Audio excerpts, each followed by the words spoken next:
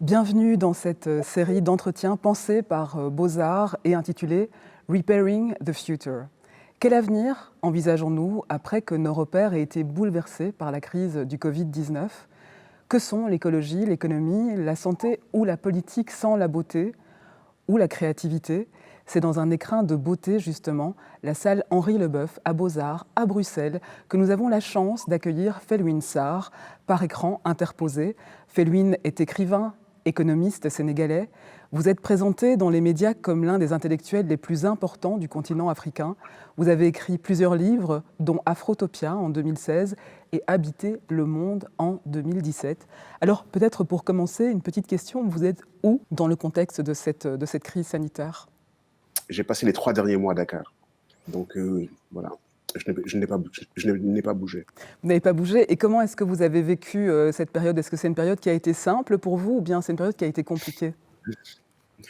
En fait, elle a été très heureuse parce que ça faisait plusieurs années que je n'avais pas eu le loisir de rester au même endroit plus de 2 semaines. Et j'ai pu rester à Dakar, j'ai pu rester chez moi 3 mois, vivre l'expérience de la crise ici. Et je dirais, j'ai pu aussi faire l'expérience de choses qu'on ne peut faire que lorsqu'on est sédentaire et lorsqu'on a un temps long devant soi. Donc de ce point de vue-là, c'était vraiment très bien. Donc j'imagine que vous avez pu, dans ce contexte de sédentarité, peut-être penser cette crise sanitaire. Qu'est-ce qu'elle a évoqué pour vous ? Oui, deux choses, oui. Donc, obligatoirement, on est bien obligé d'y réfléchir et d'essayer d'avoir une lecture lucide de la réalité, ce qui n'est pas une chose simple, puisqu'on est en train de la vivre. Et en même temps, on est obligé aussi de faire l'expérience de la crise dans sa quotidienneté. Et ici au Sénégal, on a dû réfléchir à qu'est-ce qu'on pouvait faire d'un point de vue économique, intellectuel, individuel, le sociétal. Et ce que je trouve intéressant, c'est que j'étais obligé à la fois d'essayer de prendre du recul et de réfléchir et d'être dans l'action journalière ici à Dakar. Et d'un point de vue plus général, quelle a été votre réflexion, par exemple, sur cette crise et par rapport aux métiers qui ont été en première ligne ? Parce que je sais que vous vous intéressez beaucoup, en fait, aux métiers du care, qui sont majoritairement, occupés par des femmes. Donc vous vous rapprochez de la pensée féministe par rapport à ça. Qu'est-ce que ça a évoqué pour vous de voir ces métiers en première ligne ? Je dirais que pour nous, les économistes, on a bien été obligés de réfléchir à ce qu'était une bonne économie pour une société et qu'est-ce qui était fondamental et essentiel. Et je pense qu'on a tous fait l'expérience durant donc, l'arrêt de la production industrielle du monde, donc 80% de la production s'est arrêtée, et de nous rendre compte que les métiers qui étaient les moins bien rémunérés semblaient être les plus essentiels lorsqu'on était en temps normal et aussi en temps de crise. Donc, je pense que ça induit une réflexion sur leurs valeurs, donc sur le marché du travail, qu'est-ce qui était valorisé, qu'est-ce qui était bien rémunéré ou pas, sur la manière dont la richesse était redistribuée, sur l'importance, la considération à laquelle ces métiers étaient confrontés ou pas.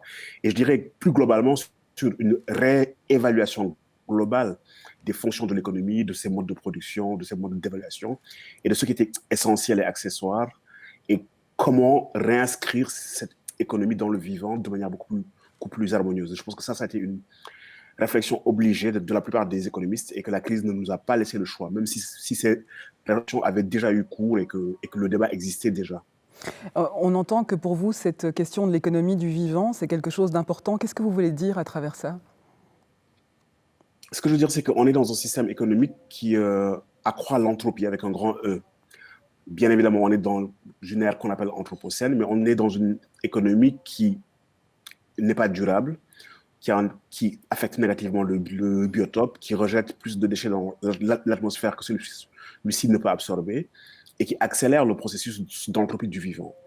Et c'est des choses que l'on sait depuis les années 70 au moins, avec toute une littérature autour, mais cette économie avait du mal à s'auto-réguler.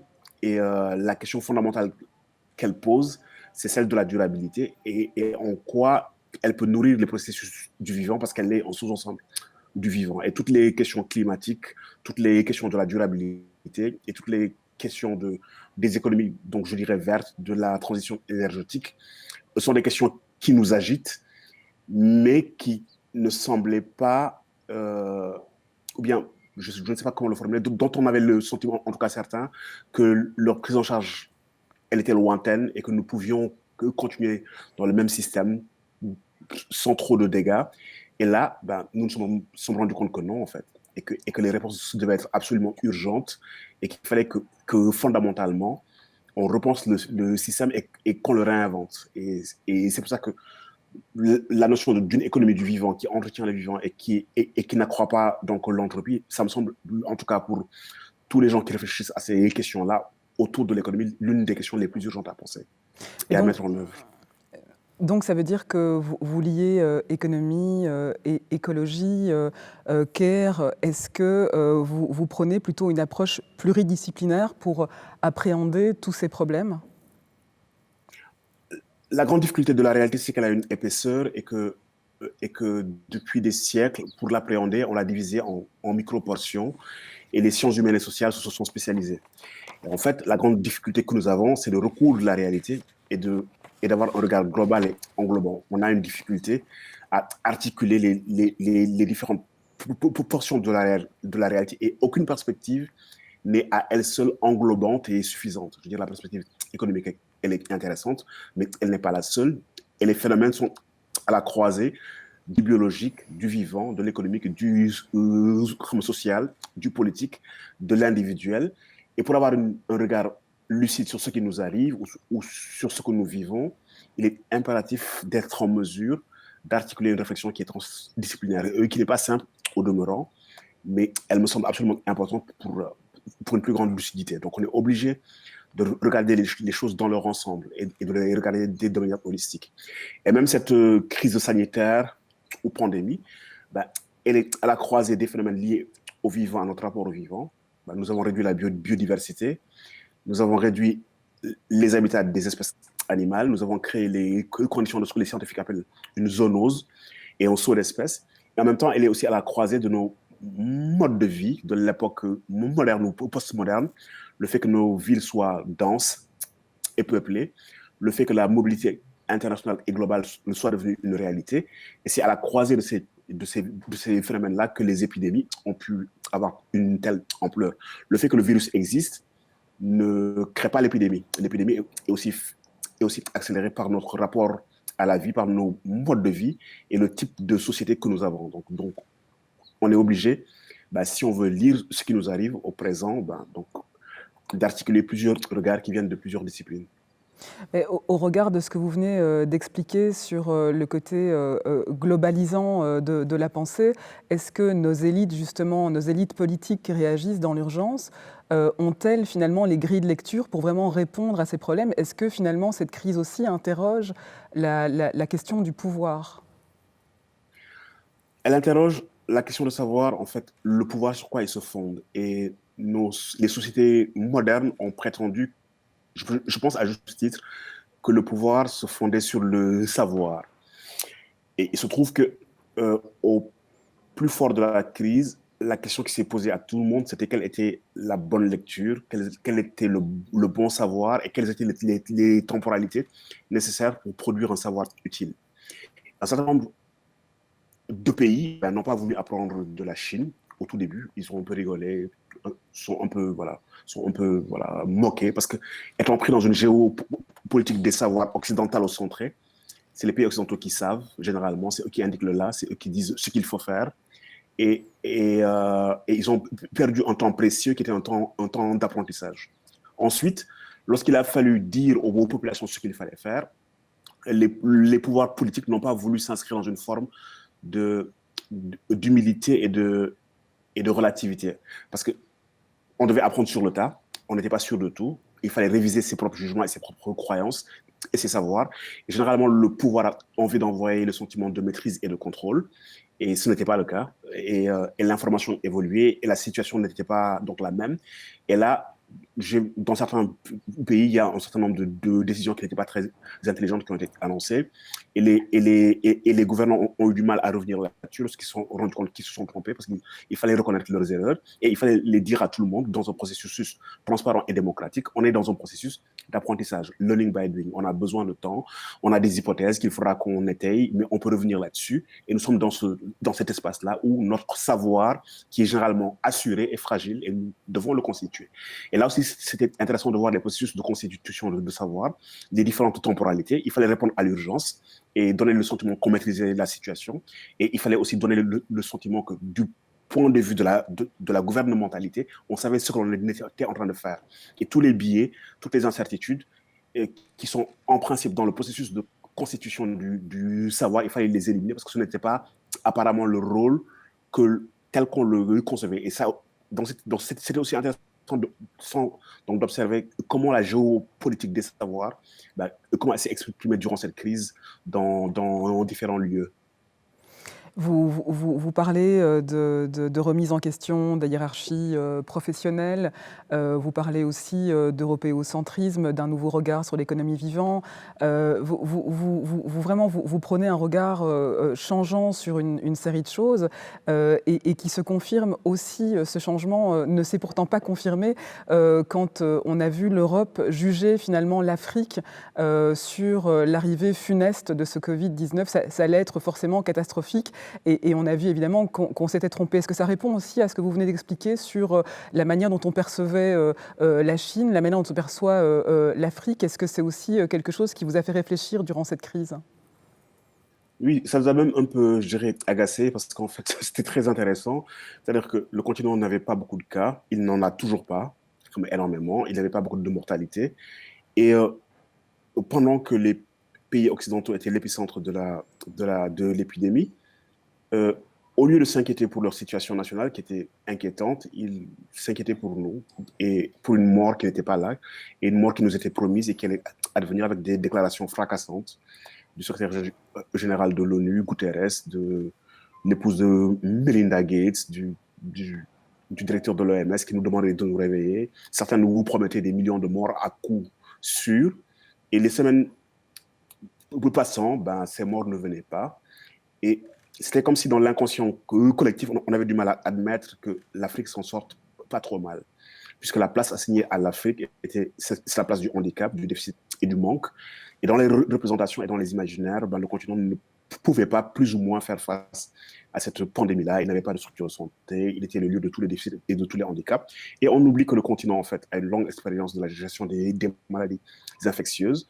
On avait l'air de ne pas se rendre compte qu'il avait pris des mesures drastiques très tôt, fermer les écoles, fermer les aéroports, etc., etc., et que il savait apporter des réponses à des situations de ce genre, et que sa réalité n'était pas ce que l'on avait articulé dans les représentations. Et ce qui était d'autant plus intéressant, c'est que les représentations ont un poids tellement puissant qu'elles ont congédié la réalité. Au lieu d'observer les choses dans leur dynamique, on s'est accolé à leur réalité et durant un long temps, et vers la fin, au bout de 2 mois et demi, on a commencé à dire, tiens, dis donc, apparemment, ils s'en sortent. Et puis, qu'est-ce qui se passe au sein des sociétés civiles? Quelles sont les réponses qu'ils ont apportées? Mais quand même, bon, l'hécatombe n'aura pas lieu, mais la crise économique, la famine va arriver et elle va vous décimer. Et là aussi, c'était hyper intéressant d'observer la manière dont l'altérité était produite. Comment l'autre avait le rôle de repoussoir fantasmagorique pour se rassurer soi-même, en fait. Et il fallait toujours un double inversé dans le miroir. Il fallait quelqu'un qui représente la noirceur absolue. Et là, je n'exagère pas, pour que, quelles que soient les difficultés auxquelles on a prises, avoir le sentiment que d'autres sont dans une situation pire. Et là, ce n'était pas le cas. Et je pense que ce qui nous a le plus choqué et chagriné, c'est que nous avions le sentiment, en fait, que nous n'arrivions pas à faire monde. Parce que peu importe, en fait, que ce soit des Africains, des Asiatiques, des Européens qui décèdent, les morts sont une tragédie humaine. Et en fait, on ne les souhaite pas, quelle que soit la géographie d'où ils viennent.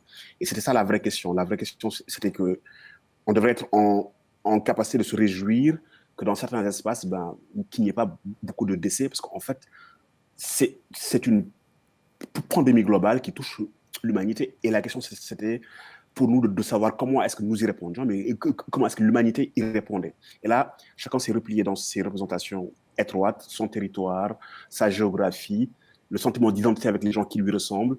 Et nous avions là le rôle et la fonction d'être effectivement, quoi, d'être ce lieu des limbes, quoi, ce lieu des limbes et des gouffres éternels. Et ça, c'est absolument intéressant à représenter parce on pensait que l'afro-pessimisme, qu'on n'en était plus là, mais on s'est rendu compte que non, en fait. Il suffisait qu'il y ait une crise, une épidémie, pour que toutes les représentations négatives sur le continent remontent. Ça ne veut pas dire que le continent n'a pas de défis à relever, qu'il n'a pas de difficultés. Il en a. Mais le discours qui a été projeté sur lui était de loin, totalement déconnecté d'une réalité qui ne semblait pas avoir d'importance, en fait. Le récit était plus important que la réalité. Quel impact, selon vous, peut avoir ce discours misérabiliste justement sur l'Afrique ?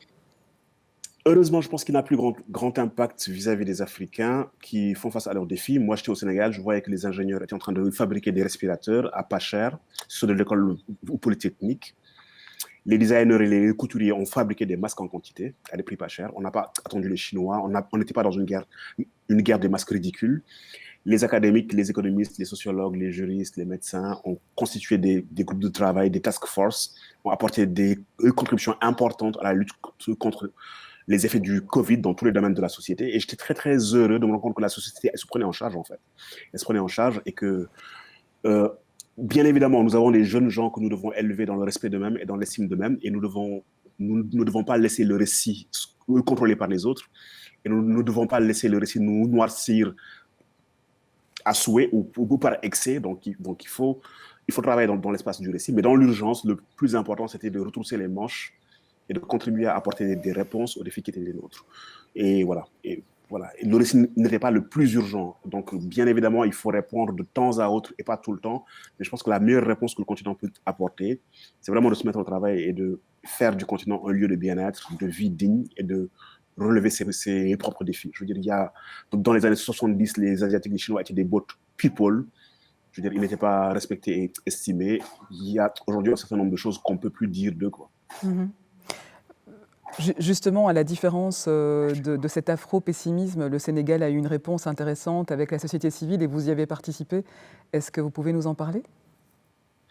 En fait, avec un groupe d'économistes, dès le début de la crise, nous nous sommes dit qu'il y a des aspects sanitaires importants. Donc, les médecins sénégalais sont en train de le prendre en charge. Ils ont une grosse expertise. Mais nous, économistes, on doit anticiper les effets de la crise sur la vie économique. Donc, les transports, le tourisme, l'hôtellerie, bien évidemment, c'est les secteurs qui étaient les premiers affectés. Mais le secteur dit informel, qui emploie énormément de gens, les ménages les plus vulnérables. Et on a commencé à réfléchir à des mesures appropriées et adéquates. Et on a demandé un rendez-vous au ministre de l'économie qui nous a reçus et on lui a proposé notre aide. Et il a accepté que nous travaillions en bonne intelligence avec les services du ministère, ce qui a été fait. Donc, on a eu accès aux bases de données. On a pu apporter notre contribution. Et dans le plan qui a été fait,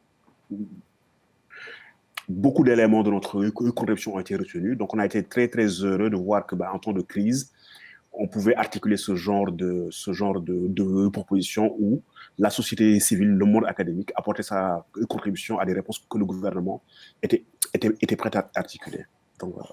Et donc, il y a eu un plan qui a été mis en œuvre et puis on a continué le travail et puis on a continué à réfléchir à l'économie après-crise. Quel type d'économie, quel type de restructuration, quel type de réponse apporter, quel type de réponse d'un point de vue structurel pour ne plus être dans les vulnérabilités qui sont les nôtres et le manque d'autonomie qui est le nôtre. Et puis, on a un certain nombre de défis qui sont apparus absolument urgents et comment on devait y faire face.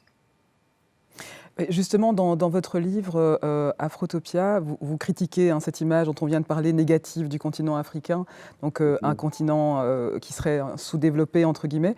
Vous questionnez aussi ce mythe du développement avec des chiffres qui l'accompagnent, des chiffres sur le PIB. Alors comment est-ce qu'on peut expliquer aussi que justement ce mythe continue à persister, alors que vous venez d'expliquer aussi, notamment avec le Sénégal, qu'il y a eu des réponses qui étaient des réponses efficaces.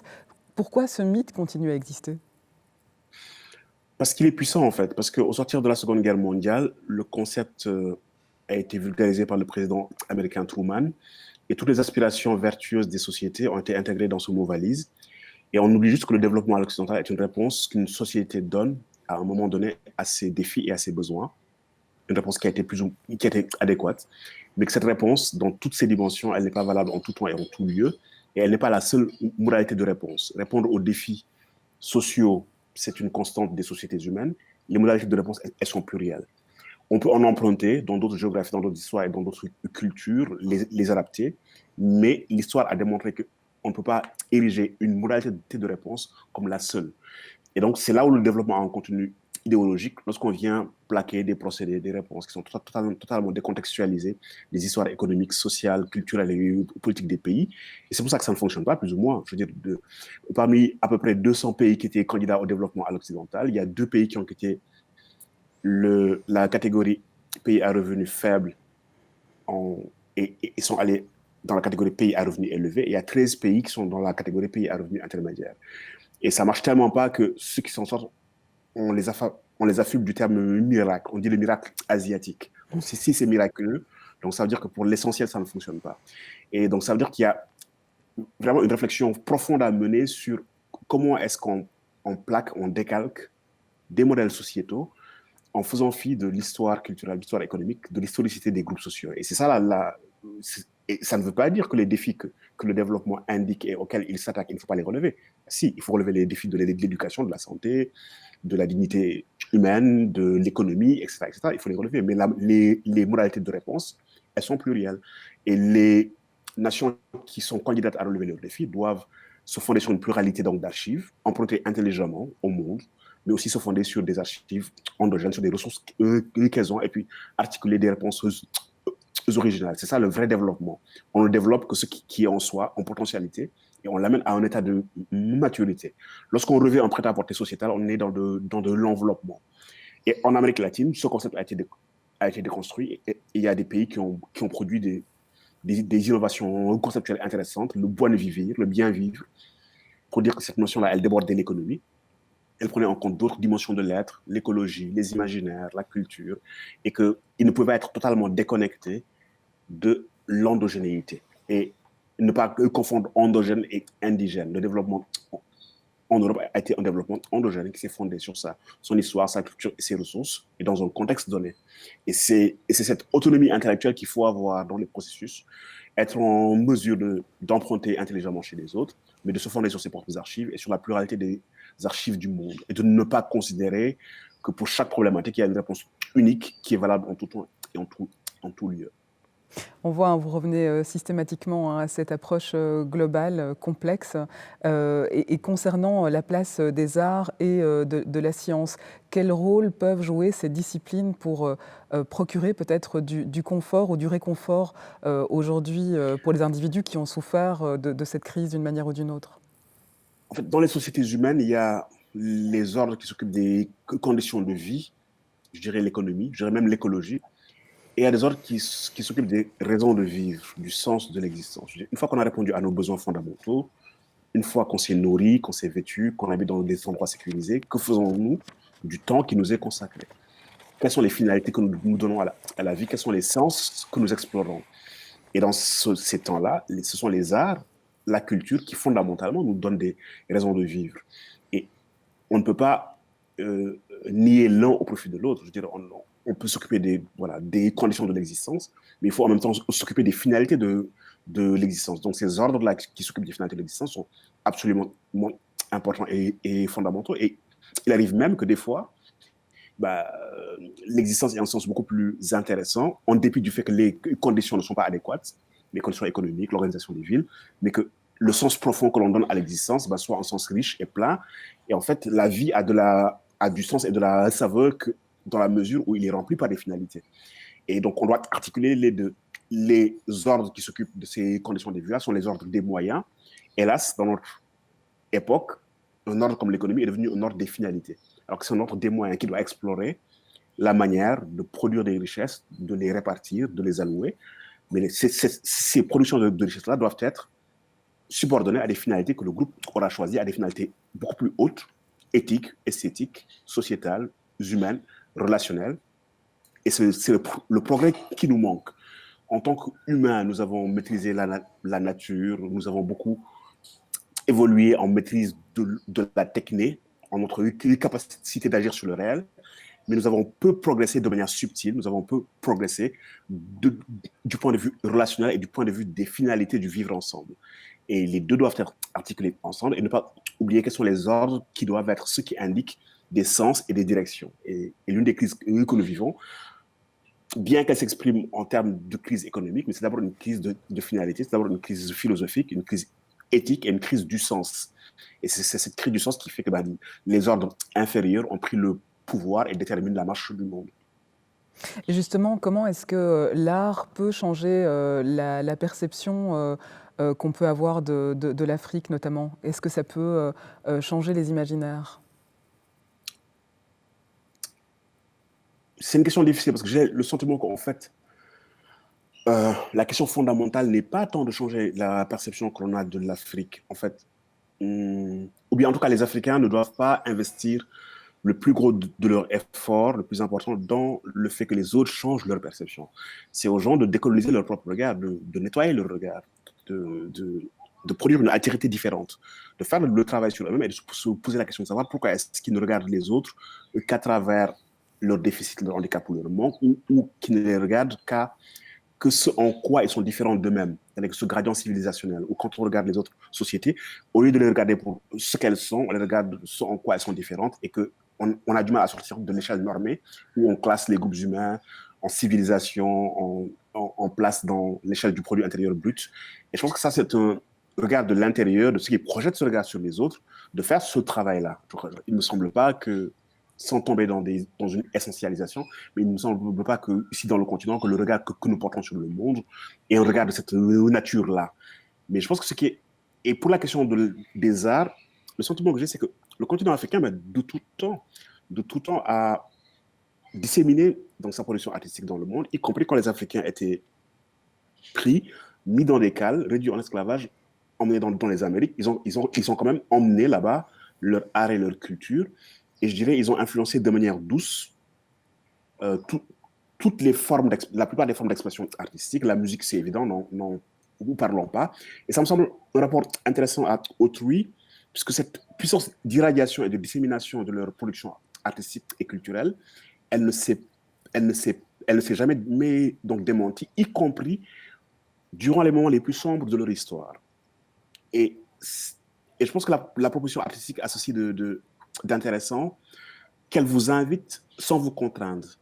Et en fait, la seule contrainte qu'elle peut exercer sur vous, c'est celle du ravissement. C'est le fait que vous soyez convaincu par la puissance de vos propositions, par la beauté, la subtilité et la sensibilité de ce qui vous est produit. Mais vous avez un espace de liberté absolue d'y aller ou pas.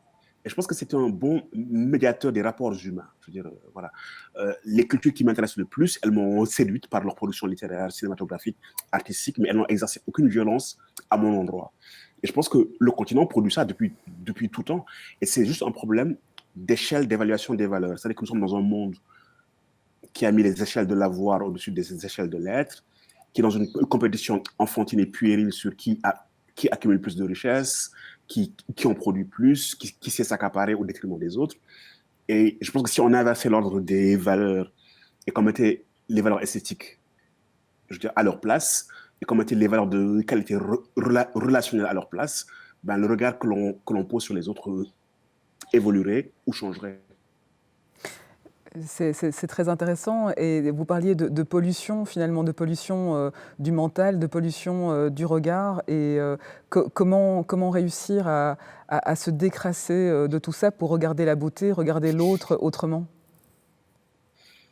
Je pense qu'il y a des ordres de la représentation qui sont les ordres du discours, le langage, le récit, le cinéma, le théâtre, euh, les médias, et qu'il y a un travail fondamental à faire dans les contenus que ces ordres produisent lorsqu'ils produisent un regard qui articule l'altérité. Je veux dire, il y a un travail à faire dans tous ces ordres-là. Il y a un travail à faire dans les livres d'histoire pour qu'on ait une histoire globale et mondiale beaucoup plus riche. Il y a un travail à faire lorsque on fait des films sur les autres, lorsqu'on aborde les cultures des autres. Il y a un travail à faire dans la littérature, il y a un travail à faire dans les récits de voyage, il y a un travail à faire à la télévision. Et je pense que les artistes ont une responsabilité fondamentale dans la manière de poser un regard sur autrui et dans la manière de disséminer ce regard-là.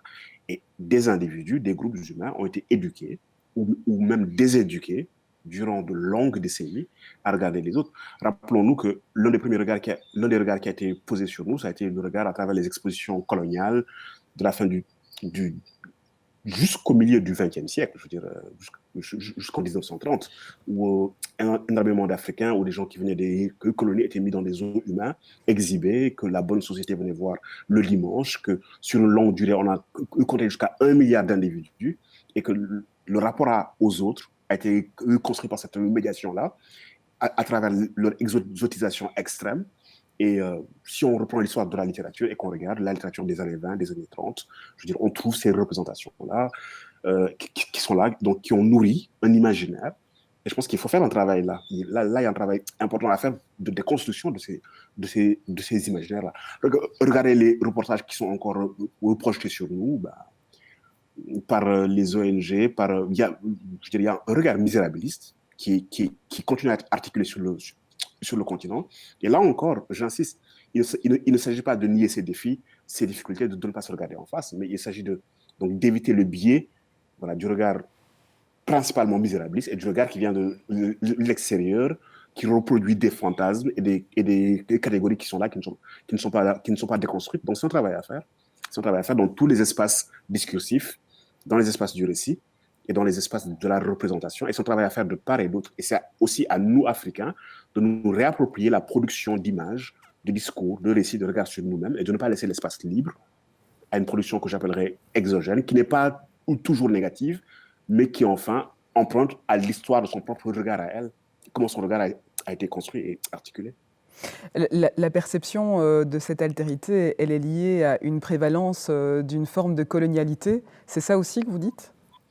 Ah oui, la colonialité, c'est un travail. La décolonialité est un travail qui est un processus qui est en cours. On ne peut pas imaginer qu'après plusieurs siècles de domination coloniale, qui s'est fondé sur plusieurs ordres, des ordres du savoir, des ordres militaires, des ordres épistémologiques, des ordres économiques, des relations d'asymétrie et d'assujettissement, qu'en 50 ou 60 ans, que ça disparaisse. Les mécanismes qui ont prévalu à ces relations-là, ils continuent à subsister. Il y a une colonialité qui est latente, qu'il faut traquer dans plusieurs lieux et qu'il faut, je dirais, patiemment déconstruire pour fondamentalement articuler une nouvelle forme de relationnalité. Et ça, c'est un processus. Les indépendances africaines, durant les années 60, ont été un moment historique. Et en plus, ces indépendances, pour la plupart, ont été, je dirais, négociées. Le colon est parti, mais il ne désirait pas partir. Quand il a su qu'il ne pouvait plus rester dans la moralité de la domination militaire, ben, il est parti, mais il a mis en place des structures pour perpétuer les relations asymétriques, extraire des matières premières, soutenir des élites qui vont défendre ses intérêts, etc., etc. Assurer sa place dans l'ordre des imaginaires et de représentation, mettre ses universités, ses savoirs, procéder à des épistémicides, etc., etc., etc. Et il y a tout un travail de déconstruction à faire pour réarticuler une relation saine, équitable, mutuellement respectueuse. Et ce travail, il est en cours, mais il relève du processus. Justement, que dites-vous à ceux qui considèrent qu'il faut tourner la page et que ça fait partie du passé ? En fait, ceux qui le disent vivent un présent qui est héritier de leur propre passé à eux. Ils n'ont pas tourné la page de leur histoire, je dirais. On ne peut pas, par des slogans, évacuer ce qu'on appelle les effets d'hystérèse, c'est-à-dire que des chocs qui ont des effets qui se prolongent dans le temps. On ne peut pas toujours avoir le regard qui est rivé sur le passé, bien évidemment, parce que la question qui nous intéresse, c'est la question de construire le présent et les futurs, mais on ne peut pas faire comme si les sociétés n'étaient pas actionnées par leur histoire.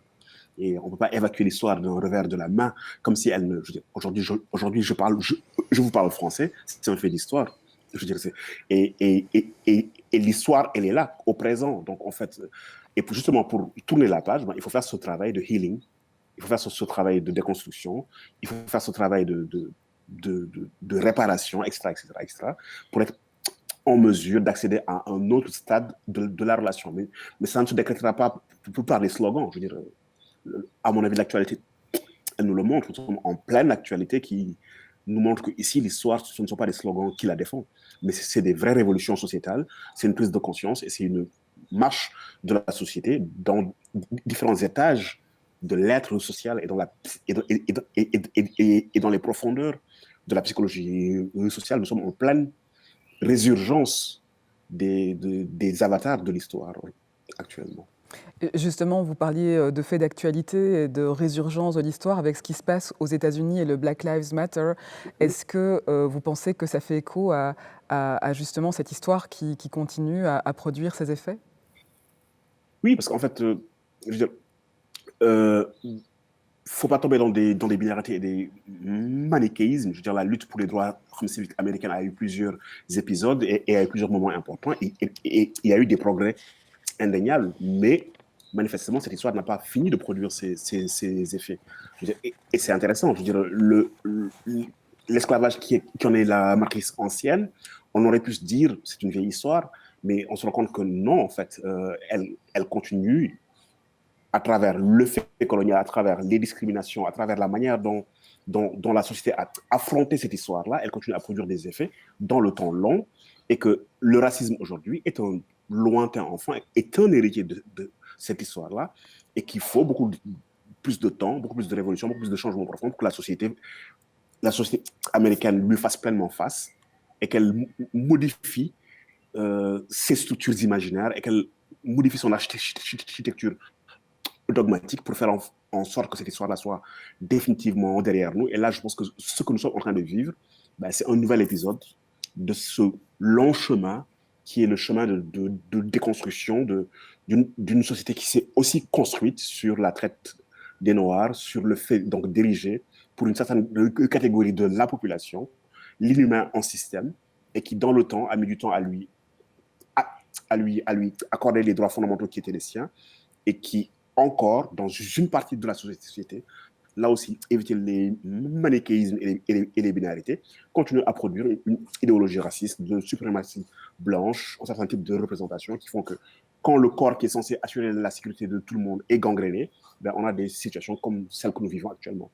Mais ce que je trouve intéressant, c'est que là, il y a une jeunesse blanche, libérale, qui vient faire jonction avec les mouvements antiracistes noirs classiques. Et ce qui me fait espérer, c'est que j'ai l'impression que nous sommes à l'aube d'une nouvelle prise de conscience, d'une nouvelle génération qui n'a plus envie que le monde qui sera le sien soit celui dont on fait l'expérience actuellement.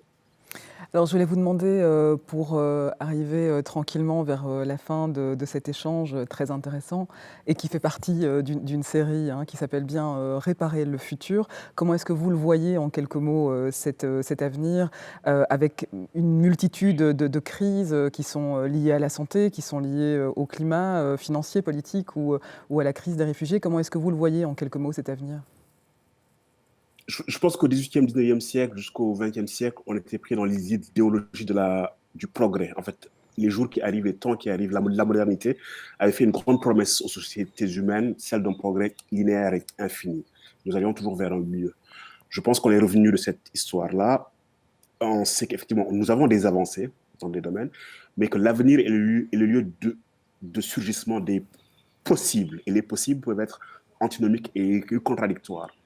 Donc, du coup, ces derniers temps, on est quand même dans un temps où l'avenir n'avait plus de promesses, si ce n'est la promesse de l'effondrement climatique, et que toute notre réflexion a été de dire comment redonner à l'avenir un caractère prometteur. Donc, du coup, je ne sais pas de quoi l'avenir sera fait. Et, ce que je me dis, et je me dis que fondamentalement, l'avenir est non configurable. Et dès l'instant qu'il est non configurable, pour moi, ce qui est important, c'est quelle est l'intentionnalité, c'est quelle est la charge, c'est quelle est la téléonomie, c'est dans quel sens j'agis pour faire advenir l'avenir que j'ai envie de voir advenir. Donc, parmi les possibles qui peuvent surgir, quel est ce qui m'intéresse, quels sont ceux qui m'intéressent. Et ce qui m'intéresse, je les ai identifiés. C'est un avenir où on fait monde, en fait, où on sort de nos identités étriquées, où on partage beaucoup plus équitablement les ressources de cette planète, où on articule un rapport au vivant qui est beaucoup plus harmonieux, qui est beaucoup plus intelligent, où on sort d'un certain nombre de problématiques, voilà, le racisme, la colonialité, les inégalités, etc., etc. Et la question qui est pour moi fondamentale, c'est quels sont les champs d'action, les champs de travail, pour mettre assez d'énergie dans le temps présent pour que cet avenir-là puisse advenir. Donc, quelles sont les forces qu'il faut mettre en coalition, quels sont les lieux, quels sont les espaces d'investissement pour que parmi les options qui s'offrent à nous, on mette assez de volonté, assez d'énergie, assez de travail pour que l'option qui nous semble la plus lumineuse advienne. Donc, du coup, euh, j'ai cessé d'envisager l'avenir. Je suis plus dans la réflexion sur comment faire advenir la virtualité de l'avenir qui m'intéresse. Et justement, quel message vous pouvez dispenser à cette jeunesse? En fait, de lui dire que le monde est la résultante de leurs actions. En fait, que le monde qui est devant eux est un monde à faire et que la Genèse, elle est toujours renouvelée, que ce monde à construire, que ce monde à réinventer. Et je pense que le fait qu'on ait vu énormément de jeunes dans toutes les manifestations de ces dernières semaines, on les avait vus aussi dans les manifestations sur le climat, prouve qu'il y a une repolitisation de la conscience de la jeunesse, puisqu'on avait quand même déploré le fait que cette jeunesse-là nous semblait moins politisée que celle des années 60, 68, etc. etc. Et j'ai l'impression que là, il y a une sorte de prise en charge de leur avenir et que c'est ça qu'il faut faire. Je veux dire, le monde de demain ne sera pas produit par les gens de ma génération ou les gens plus âgés que moi. En fait, il sera produit par eux et que justement, il sera le résultat de ce qu'ils en feront à eux et que l'avenir demeure ouvert. Et à mon avis, c'est l'un des messages importants et que donc, voilà, ils peuvent en faire ce qu'ils souhaitent en faire. Et c'est à eux de le produire et de le réinventer. Je pense que ce sera le mot de la fin et c'est un message d'espoir. Merci beaucoup, Felwine Sarr, d'avoir été parmi nous et merci pour, Un grand voilà, merci, pour cet Safia. échange. Merci beaucoup. Portez-vous bien.